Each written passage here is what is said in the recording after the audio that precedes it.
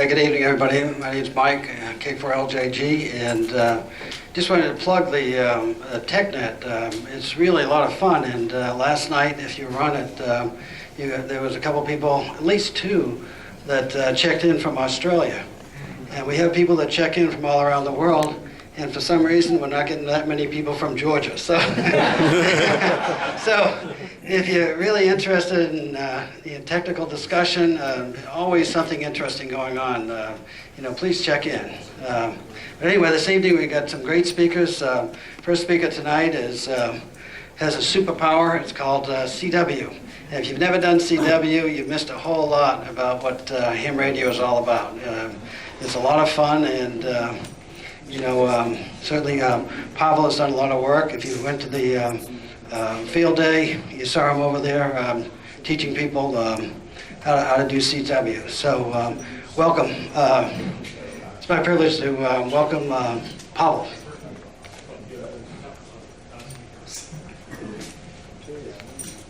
Thank you, Mike. Thank you. Good evening, everyone. And tonight I'm going to talk about my personal experience with CW.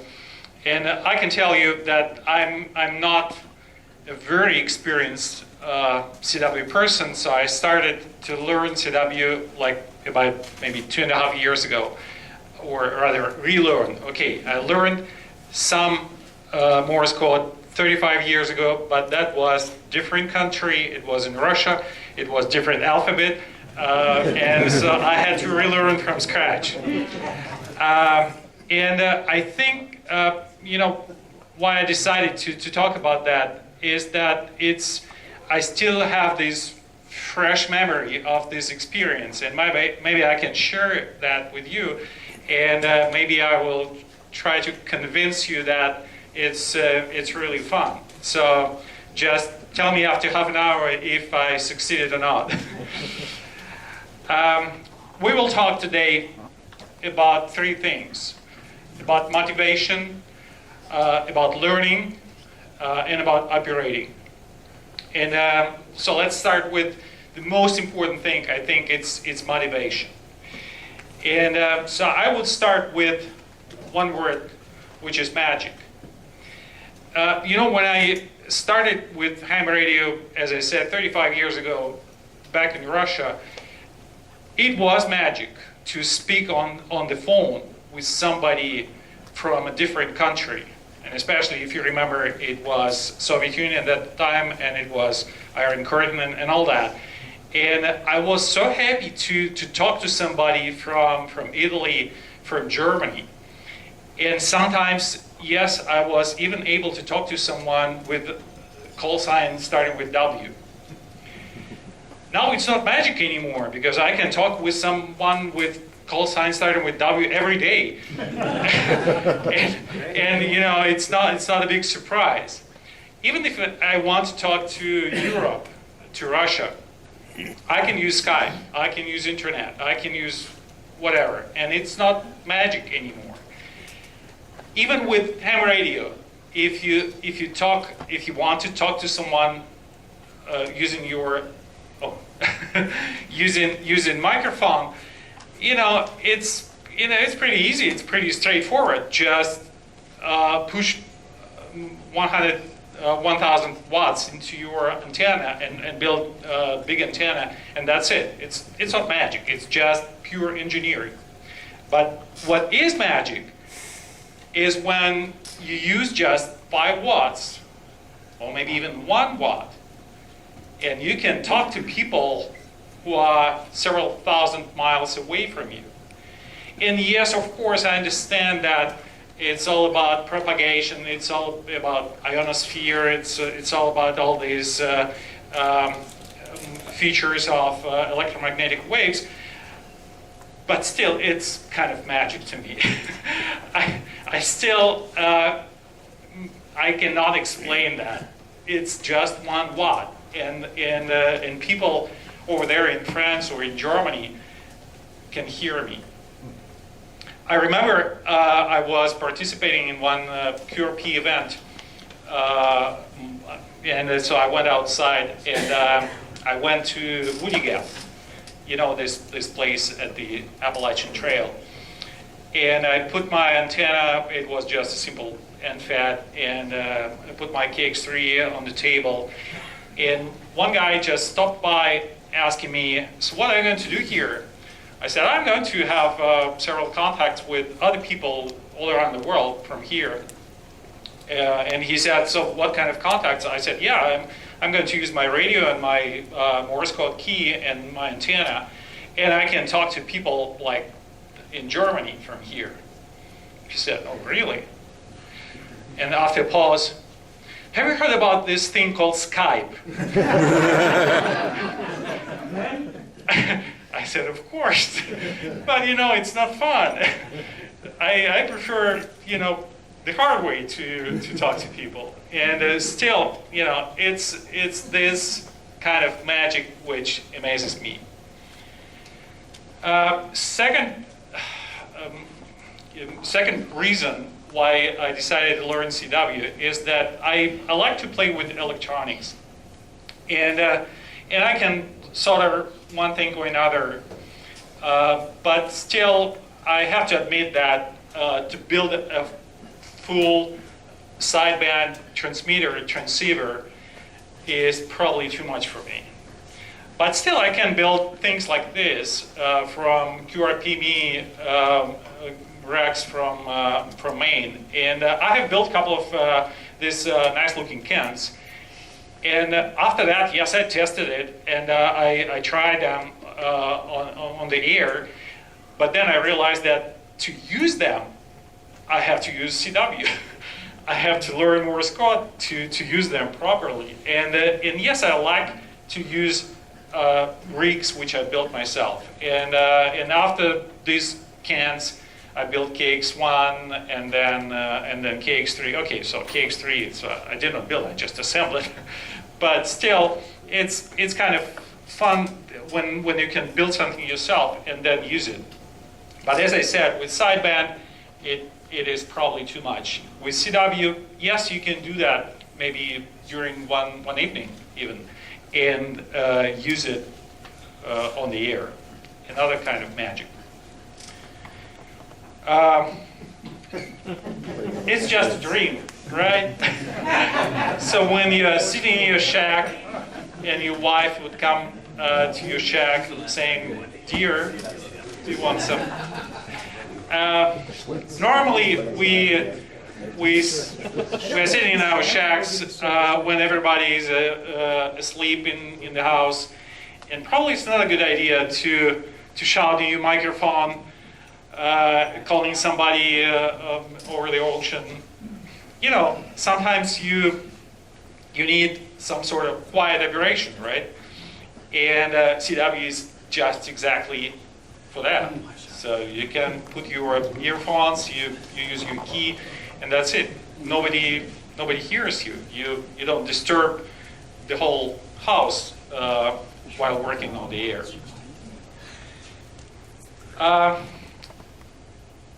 And also field operation.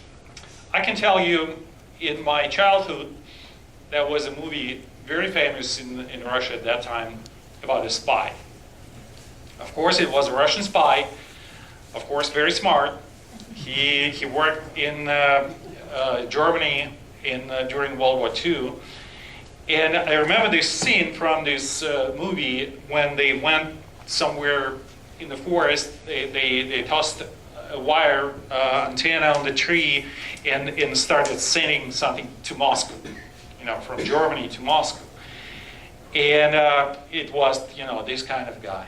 And, you know, it's hard to resist to try to be like him, right? And they even showed this transmitter in their car. And at that time, of course, I didn't understand anything. Now I listened to what they were sending, and of course it's garbage. But I understand that, yes, of course it's encrypted because you know, I hear some numbers and all that. But still, it's this kind of you know, romantic experience when you go somewhere in the forest or in the mountains, and you put your wire antenna on the tree and you use again just maybe 5 watts, and you can talk to Germany, Italy, Russia. And that was my first experience in the field. So I took my KX1 and my key and my battery and tried them somewhere in the mountains in North Georgia. And then last June we went to Colorado, and of course, you know, it was hard to resist to not take a couple of pictures with my KX3. And last but not least, you know, when I die, I don't want to be called silent microphone. Silent key.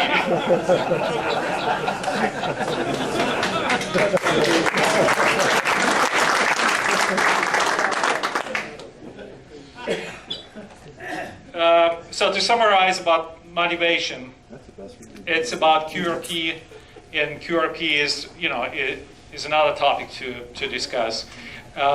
It's about building your own rigs and using your own rigs.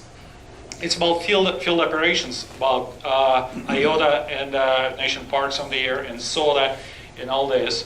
It's about quiet operations, and it's about brain training. So maybe I think every one of us can use some brain training, right? Just about time. And also we can use it for satellite operations, if you didn't know that. We can use it for DXing, and you can work, as I said, the whole world using just 5 watts and using CW. Let's talk about learning. Maybe those of you who have tried to learn CW, maybe those of you who have learned some time ago, you heard these words, Koch method, or Farnsworth method, or Estonian method. And you can imagine there are holy wars about these methods, and you can hear all these discussions which method to use. So I would say whatever method you use, just start learning. So there is no a single magic method to use to learn CW. And so maybe I can tell you that none of those methods is 10 times better than others. So you will still have to practice. And the difference is mostly in the order of letters when you learn the alphabet. With Estonian method, you can start using CW much faster because we start with the letters that are the most oftenly used in English language. And after you have learned just 7 letters of Estonia, you can send words, you can send sentences. After you have added another 7 letters, you can send maybe about 40% of all English words using just half of the alphabet. With Koch method, you start with other letters. You start with N and K and M. And yes, maybe you cannot use CW until you have learned the whole alphabet. But with Koch method, you use some psychology analysis developed by Ludwig Koch, a German psychologist, in 1936, and he used that for German army. Some people say that German army was defeated maybe because of that method. So it's all discussable. But the key thing is I would call it Farnsworth, because very important thing is that you, even when you start learning with just 5 words per minute, you still have to use letters at least 15, maybe 18 words per minute. And luckily, with computers today, with smartphones today, we can do that. We can do that, and so you will hear letters as if they would be sent at 18 words per minute. But you will have gaps between the letters and between the words for your brain to recognize the letters and write them down. So that's the key point. No matter what, if you start with 5 words per minute, don't run your letters at 5 words per minute. So you run your words at 5 words per minute, but your letters should be at 18 words per minute to recognize the sound and listen to this musical rhythm. So that's the key thing. And also, all of the methods suggest that you start with maybe a couple of letters and you start practicing them, and until you get maybe 90% accuracy, and then you add other couple of letters and so on and so forth, and then continue doing that. There are a lot of literature about that, and so I'm going to prepare some sort of list of links and literature describing all the details. Another important thing which I discovered while learning CW is that you have to spend as much time practicing sending as you spend practicing receiving. Some people think that, it's too early for me to send. I have to learn how to receive. But that's not a right approach from my perspective. I learned that during my classes in CW Ops Academy, and also I learned that while teaching kids to send CW. It's interesting to see. We did that several times already during Maker Faire, during Field Day, and other events. And when they just come to our booth, and I tell them first to send their names or some other words in Morse Code, and only after that I try to send myself, and then they will recognize my name or other words, and it works. It works for them. It's very important to be able to first to tell something, and then maybe to listen. Also, when you practice sending, you learn this musical rhythm, and it's very important for you to practice sending before you start receiving. So remember, it should be 50% and 50% sending and receiving practice. And also, I just mentioned CW Ops Academy. It's a really good practice. It's a really good motivation, and they use really good methods to teach you how to send proper CW. And I can tell you, first, when I try to approach them, I found their website, and I tried to enroll on CW Academy, and they told me, the nearest class will be in 1 year and a couple of months. And I said, no, it's too far from now. Maybe I will do it myself. And that was wrong, because next time when I try to enroll and I decided no matter, I will still get some value out of that. And I enrolled, and they told me, yes, your class will start in a year from now. And then maybe a couple of months after, they said, they reached me over email saying, we have a couple of open spots in the upcoming class, like in 2 weeks from now, and you can join. And I said, okay, fine. And so if you don't be discouraged by this 1 year period from now. If you want to learn, they have several stages, several levels, and you can start with just level 1, or if you already know something, and you just want to increase your speed, start with level 2 or level 3. It's really good practice, and so they have very good mentors, Elmers, who train you, and also they have a lot of events on the air where you can practice. And of course, practice, and it's no magic here, no magic here. You have to practice. You know what? It's maybe you know that you have heard about that people who practice musical instruments, they are much better in learning Morse code.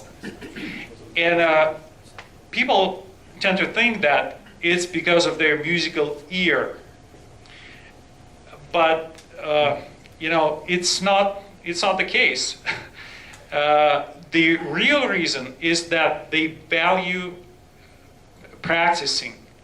They know that you can master your musical instrument only through practice. And the same with CW. They have this perseverance, they have this patience, and that's why they are much better in learning CW, because they value practice. So again, no magic here. You have to practice every day. Usually 20-30 minutes is enough.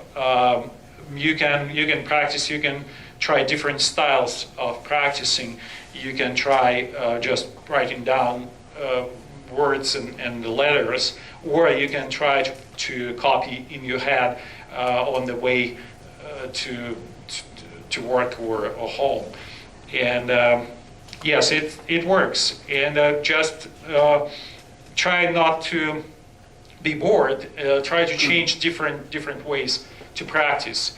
I remember when I started practicing, I bought just a bunch of steno notebooks, and I started using them all the time. And at that time, I traveled a lot, and several times I used my notebooks during the flight, writing down some letters and numbers. And after a while, so I read in the news, I read an article about a guy, a mathematician, who tried to solve differential equations, and some lady just noticed that he's writing something unusual, and she reported to the security, and so he spent a couple of hours explaining what it was. And I said to myself, "Oh, how lucky was I!" Nobody reported me, because it's obviously I'm doing something really suspicious. So practice, but please be careful. Don't drive and practice writing down. And also there are a lot of tools. And of course there are much more, but I have just collected some of them which I like the most. Online we have a site called LCWO, Learn CW Online, and it's pretty good, and they give you again letter by letter. They have so-called Morse machine to practice each letter, and so on and so forth. The only drawback is that you are expected to be a good typist, and so if you don't type well, then so you have to learn two skills together. Maybe it's not a good idea. But if you can type pretty well on the keyboard, then this site is for you. A9PW. This is application for iPhone, and this is application I started with. It costs, I think, $5, but it's worth it. Trust me, it's really well designed, and and Jim agrees. It's really well designed. A lot of features, and you can start with just step by step, letter by letter, but later you can play QSOs, you can play words, you can play texts, you can even play news. You can feed news from, I don't know, CNN, Fox, ABC into your application, and while driving to work, you can listen news transmitted as CW code. Koch-Morse Trainer is very similar to that one, but for Android, and this is what I use on my Android phone. There are a lot of other applications both for iPhone and Android, but these two are just my favorite. Also, Morse Runner is a good application for Windows, and you can practice sort of real, almost real contest environment. And it's really addictive, I can tell you. You can start playing with it and thinking like, oh, okay, maybe I will try for a couple of minutes. And then you realize that, oh, okay, it's 15 minutes already, and so you continue playing with it, typing call signs and trying to, to beat yourself in this contest. It's really good and very, very addictive. So speaking about takeaways, 15 words per minute letter speed you have to use. You have to do it step by step, 2 letters until you reach 90% accuracy. Try different methods and don't get bored. Switch between different methods. Practice receiving and sending, and spend at least 50% on each.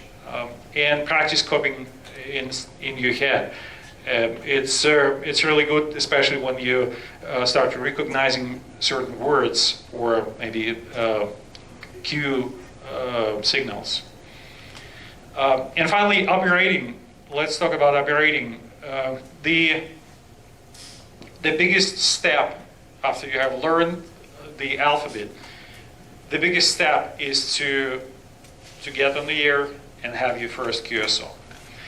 And I can tell you, I have to thank SKCC Club for my first QSO in CW.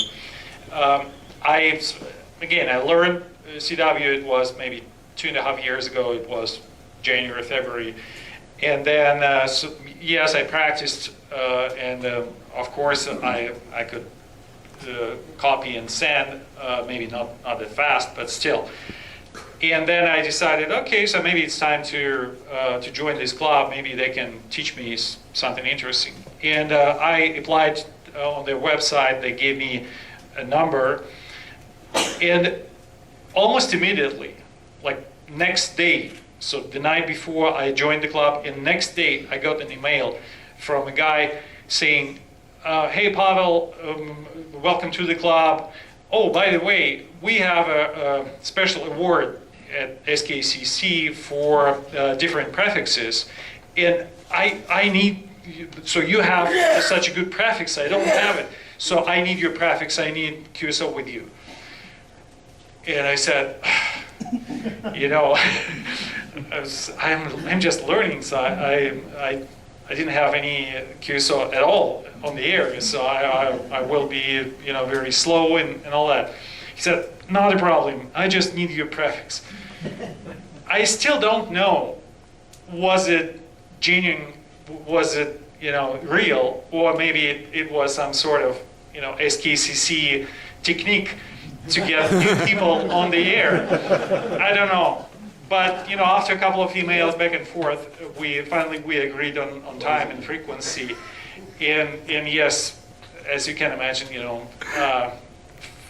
5 minutes and maybe 2 pounds of sweat later, it was done. And I can only recommend, if you are shy, if you know that you know CW but you are shy about getting on the air, go and join SKCC and have a SCAD QSO with somebody, and because it's much easier when you just tune on this frequency and you hear that guy calling your call sign DE, his call sign, and you just answer, and he will understand that, so it's your first QSO or one of your first QSO, and he will not maybe get into a long lecture with you for half an hour, so you will be good after that. So go ahead and join SKCC. They are very active. They are very enthusiastic about that, and they will get you up to speed pretty fast. The only thing is that, as I said, they are very attractive, and for me it was pretty difficult to switch from straight key to paddles, because I understood that, yes, I have to learn paddles and I have to switch at some point, but they were so, as I said, enthusiastic. It was very hard to leave them and switch to paddles, but still I use from time to time I switch to straight key again. And they have a special page, a web page, where you can schedule a QSO. And on this particular page, they have several other clubs, and you can switch to other pages of other clubs. But I can tell you, SKCC is the most active club on this page. And usually when you go in and log in onto this page, you see several call signs already there. As you can see, a couple of guys from France, and one guy from Puerto Rico, and other guys. And you can also see which states are there. And even if you are not that much in SKCC, you can, but you just need certain states. You can log in to this page from time to time and see if there is anybody from the state you need at certain band, for example, and you can chat with them and arrange certain frequency, and that's it. So very, very helpful page, and as I said, it's much easier to have a scheduled QSO instead of just sending CQ, waiting for somebody to answer your CQ. And also CW contesting. Maybe it might surprise you, because when you are just learning CW or just have learned CW, just practicing, maybe you might think that it's too early for me to play in these contests, but I would say it's not. SKCC has several contests called Straight Key Sprint. It's 2-hour sprint during weekdays, and so they can slow down for you, and they're very relaxed. It's not your worldwide contest where everybody is 35 words per minute. SKS is pretty good to start with. Also, weekend sprint, or weekend, I think officially it's called weekend sprintathon, and it lasts for the whole weekend.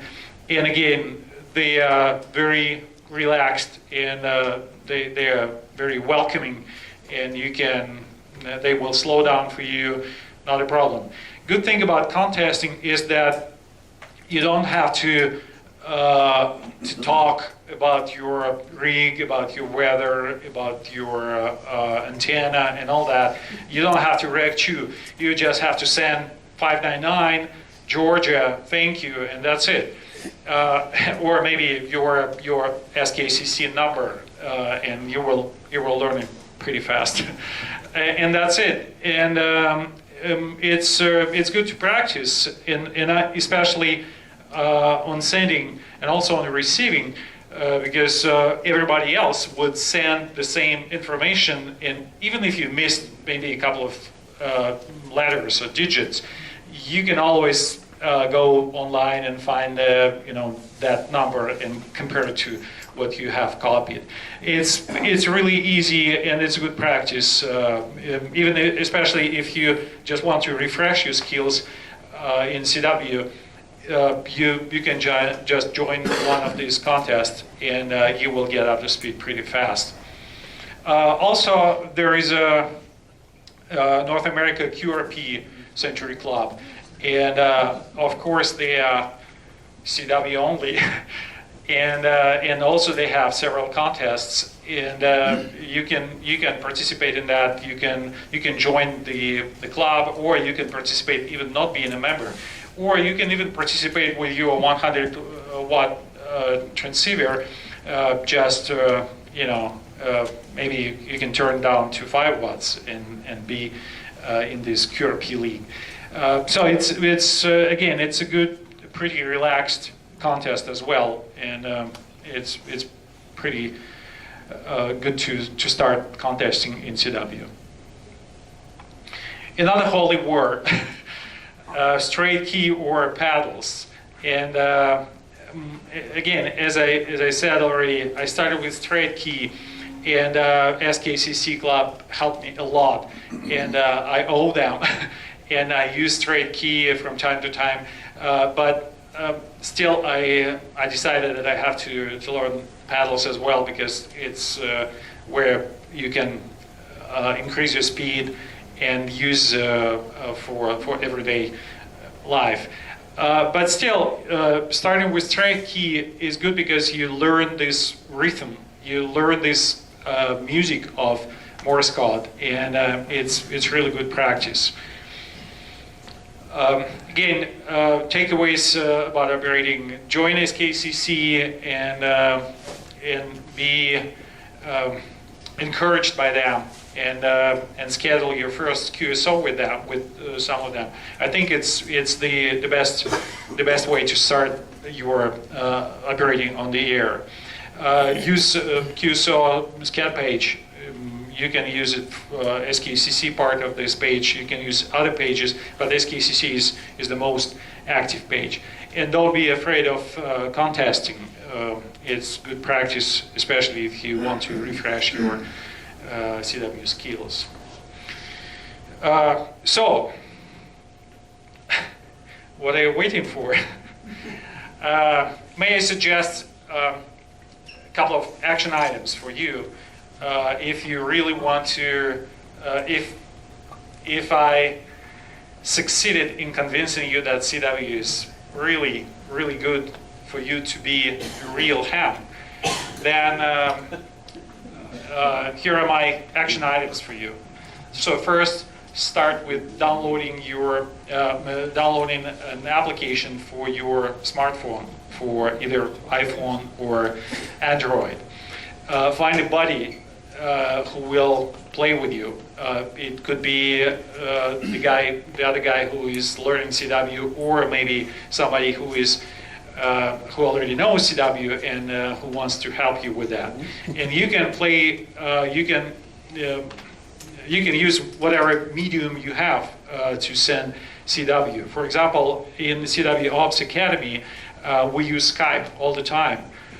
Not to talk to each other, not only to talk to each other, but also to send CWs. So everybody would sit in front of their computers and just send CW with side tone. So I used my KX3 as my Morse code oscillator. And set a goal for you, for yourself. For example, goal number 1 would be learn all the letters, all the alphabet by the end of September, for example. And goal number 2 will be have a on the air QSO by mid-October, for example. After this year field day, I decided that I might want to participate in CW field day, but I was not ready at that time, because I thought maybe I can contest for myself, but for the club it's too much responsibility. And I decided I have to prepare myself, and I have to practice during the whole year, and to be ready to join CW team of our club for the next field day. So set some sort of goal for you. I have set this goal for me, and start practicing tomorrow.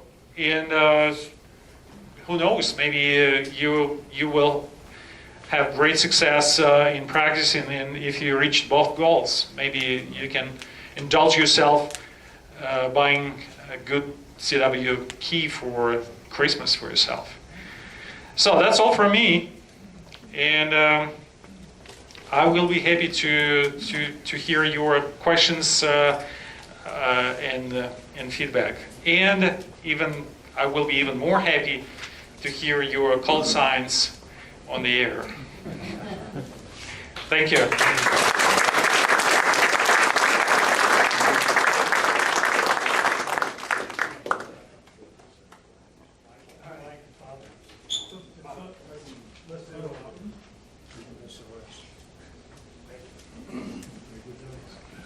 Okay, I want to thank Pavel for that. That was awesome.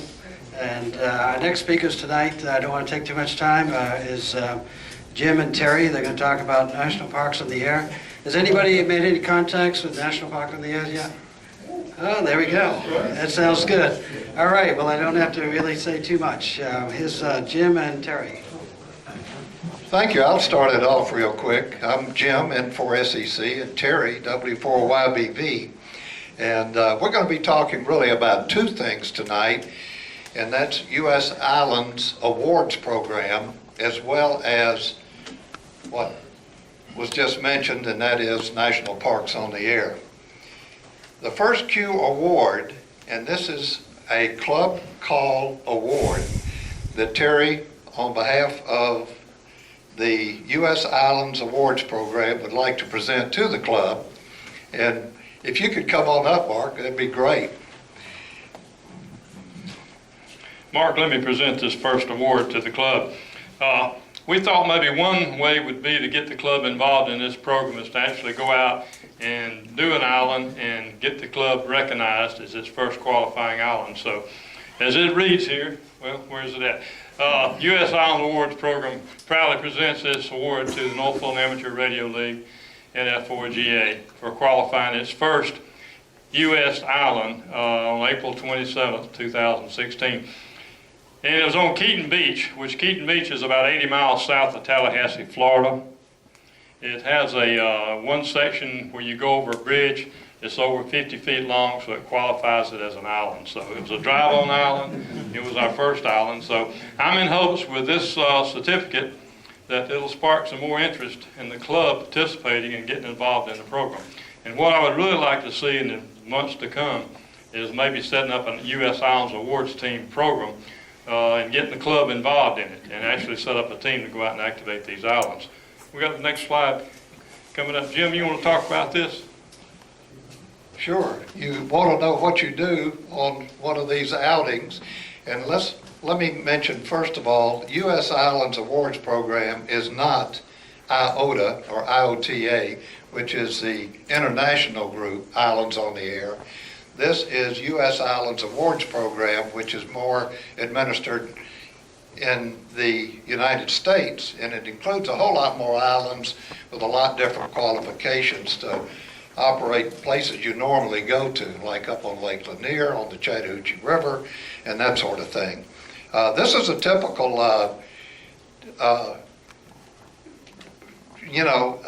operation where we have our logging laptop and a couple of radios, or a radio and a tuner. This is our, when we think of islands, we think of boats or getting out there. Yeah, you can do that. This is a corner of Terry's Chevrolet truck, so that's how we got there, because you can go to an island. It has to be 50 feet minimum of bridge or water to separate it. This was on one of the islands in the Bend area of West Florida. And that's a typical setup when you work islands, U.S. Islands on the Air, and that would be about all you need. We had actually a antenna on the truck, a magnet antenna that was, we were working 20 and 40 meters, and we adjusted it back and forth for that. Next slide.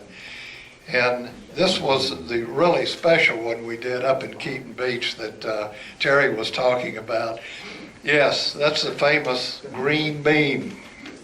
That's hard to say, straight-faced, But one of the trademarks of all of the antennas that Terry puts up, I'll have to brag here a little bit, Terry, and that is the American flag. So that always is on top of the antenna.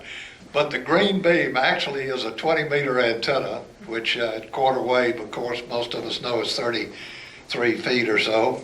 And this is what was hooked to the radio in the little cabana that you see off to the right. That's where we operated from. And this was Keaton Beach, which is an island off the west coast of Florida. And you usually coordinate in advance with the U.S. Islands Group. They'll advertise it on their website, and they will put it out where other people will be expecting you. We have one Canadian that always follows it when we did Swanee River and various other islands where they would just be waiting for us to be on the air. And this gets back to just a quick point about ham radio, how many different things you can do and how many different places you can operate. Pavel had a great story about how he developed his interest in CW and how he worked on it.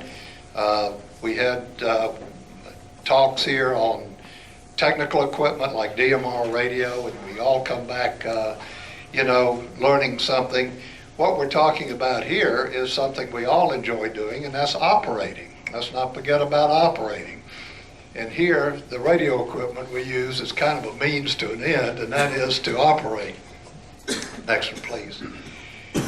Terry will review a little bit about the U.S. Islands Award Program in case some of you are not familiar with it, and a little bit about what it takes to get involved in this really unique program. Thanks, Jim. It's hard to believe there's really 2,979 islands in the U.S. 873 of them have not been qualified yet. And a number of those islands you can walk to, you can drive to, or you have to take a boat to. Now in Georgia right now, there's 60 islands that's listed throughout the state of Georgia. 23 of them have not yet been qualified. 9 of those islands are on Lake Lanier. There's one on Carter's Lake, so some on Lake Altoona. There's 3 or 4 on the Chattahoochee River, and one of them you can walk to on the Chattahoochee River by a bridge, and it's down by 285. Tell you a little about what we're doing on August the 27th. We're going up to Pine Isle, which is on Lake Lanier. I'm sure most of you have been up there at some time in the past 20 years. But to get on the island, you have to pay $15 for a car. That gives you the right to a parking space anywhere on Pine Island. Went up for an all-day outing about 3-4 weeks ago and worked the island. Had real good success, but I was just using the vertical antenna off the truck. But this coming August 27th is it's actually called the USVE Islands QSO Party. And it's where the Canadians challenge the US group in a QSO party. And if you've ever worked it before, it's a lot of fun. I worked it last year in Florida and came in 4th and only worked it 3.5 hours due to the storms. So I had to take our antennas down because of the lightning. But we've got a good chance of winning this thing. We've got an opening, one more opening if anybody wants to come. And they can either contact Jim or I, and we'll let you know exactly what time we're leaving, what time we're going to get there, any kind of equipment, all we need. But that's coming up 1 week from now. And hopefully, like I say, we can get the club interested in starting the U.S. Islands QSO Party every year. And they give away some real nice plaques. Next slide. Okay, now we move into NPOTA, National Parks on the Air. We're going to talk about our special event station in more detail in just a minute. This is a national program. Most of you know, there's so many of you that have already worked National Parks on the Air stations. There's 2 ways to do this, of course. You can be an activator, and that is to set up a station in a park and activate that. It takes a minimum of 10 contacts, I believe, and then you go from there. And then you can be a receiver, or what's the other word? Activator and just a... Chaser. Yes. And talk to the activators. And I think that's what I've done most of.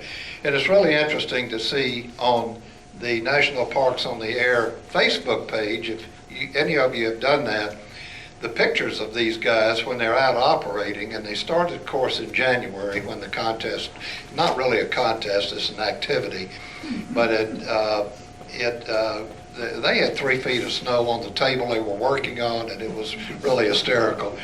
And believe it, you know, hams, we'll get out there and be somewhere under any circumstances just to have fun with ham radio. Well, this is just another way to do this. Get out and have a lot of fun, or work these guys from your house. Next slide, please. Yeah, this is the parks in Georgia, national parks, not to be confused with our state parks.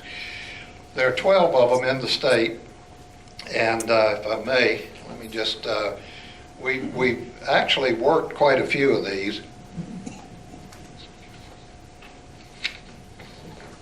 And Andersonville is one of these. Andersonville is South Georgia. It's down pretty close to Plains where Carter is. We'll get to that in just a minute.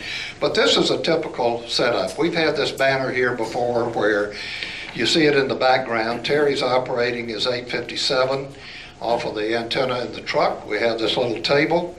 We let everybody know NF4GA is our call. And we got permission as when we drove up from the park rangers in the office. And let me explain a little bit about that, just real quickly. Some places are very touchy about this, and we run into those.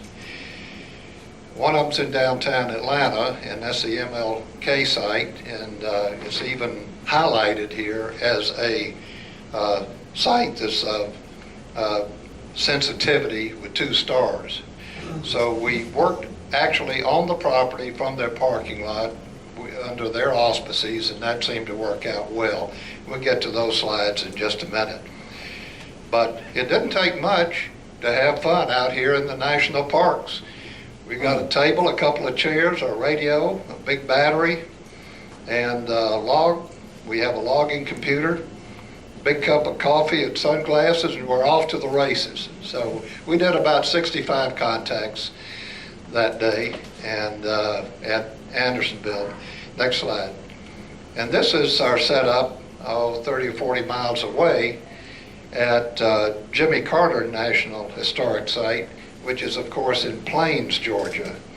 That's the Carter Center, which is not to be confused with the one in downtown Atlanta, but the Jimmy Carter Center in Plains, and they have a really nice building with historical artifacts about his presidency and also when he was governor of Georgia. But this was a typical setup that what we did, and anyone in this room can do. Get your car or truck, get your little table, put your call sign out, battery, radio, we all got those things, and get out there and have some fun. This is just one example right here. Next, please. Well, we couldn't resist this. This is, we took the Park Services vehicle and just had to get this picture. We made him an honorary member of the club by putting the club call on there. Fortunately, they didn't come out and see this, but we were able to, you know, we probably would be in some jail in South, no, never mind. But anyway, we had a lot of fun with these guys, and most of them are, and ladies, they were very supportive of our effort. Their concern is in all these parks is that we don't really interrupt what they're doing and distract other people from their activities and their enjoyment of the park. Next, please. This is Okmulgee, which is very close to Macon, and it's a national monument. Now, we've talked about parks and monuments and historical sites. There can be a lot of these. They can be military parks. They can be national seashores. They can be national monuments. And there's, like I said, there's 12 of these. This is just an example, again, of tailgating. We add a little new meaning to tailgating here, but and that's operating via tailgate and using the magnetic antenna on the truck and the battery and everything right there. Setup was a cinch. It took us 2 minutes to do that. So that was a very, very quick deployment. Next, please. MLK, I mentioned a little while ago, was just a great park. Now, I had no idea. I'm a native Atlantean, and be frank with you, I'm ashamed to say I've never been down there and gone in the facilities and looked at it, and it's quite an interesting place. Any of you history buffs, and anybody that wants to find out more about Atlanta in the 60s and 70s and so forth, and earlier than that, it's a real good place to go. Well, here we are, and Mark is with us. Mark Bundy, he's not here tonight, but oh, you are. Yes, you are. You're way in the back. I didn't see you back there. Thank you, Mark. And he is actually working the radio. Next, please. And I'm sitting in the back logging, and we use N3FJP. It's about as simple a logging program as you could get. And next, please. And this is how we set up in the parking lot. That pavilion behind the truck was one of the pavilions they used as a classroom and so forth for the visitors of the MLK Park. And we gave them the information where it would be and how long we would be there, which was a couple of hours. And it was a day during the week, during the summer, so there wasn't a lot of activity there. We weren't blocking anything. We were not taking up 2 or 3 parking places. And it worked out really well for us. And we were very pleased about that because we had tried to get the written permits and so forth through the system for like 3 or 4 months. And finally, we just went down there and asked them, and the ranger said it'd be okay, and we told them where we were going to be. But again, it's always, when you're doing this, is check in with the park, and most of the time, they're very agreeable to allow you to set up and operate.